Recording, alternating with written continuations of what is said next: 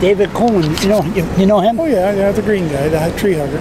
Tree hugger, green guy, but he just don't have one issue. He talks about all... Oh, I know he does, and he's good. He's a voice in the wilderness. I haven't got a prayer, but you got to have a coon too.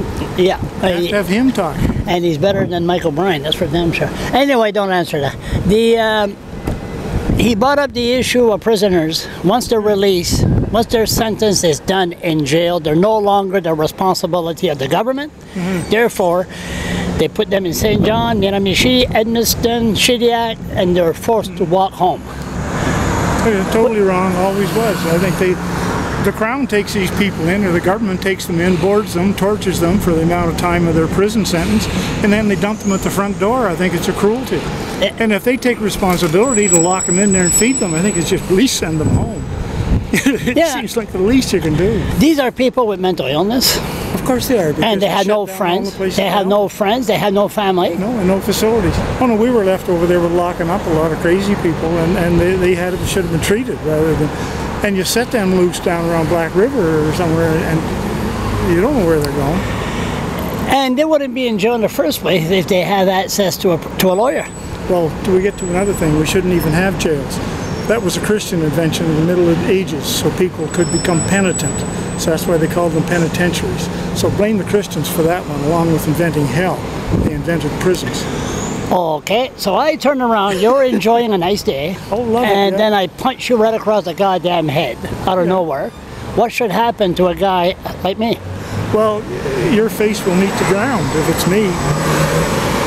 Okay, anyway, okay, let's say that you can't. It's not you, it's Danny Watters, 85 years old. Come on. Not that strong. Walking this dog is not going to make you Superman. There has to be a payback, but to lock them in a room with a bunch of other idiots locked in a room for being idiots, it costs each of us for them $150 a day. They're not worth 15. So why in hell put them in this room in the first place? Send them home, rehabilitate them, send them to school. That'll get them educated. They have ADHD. They can't stay in a goddamn closed room. You breed them so they have a kid, and when they look at that kid, they won't commit crime anymore. Oh, they have responsibility. The only crime fighter I ever saw in my life was a good woman and a kid. And that's what I say. I should have, on top of educator crook program, had a breed a crook program. It'd be the best thing that ever happened.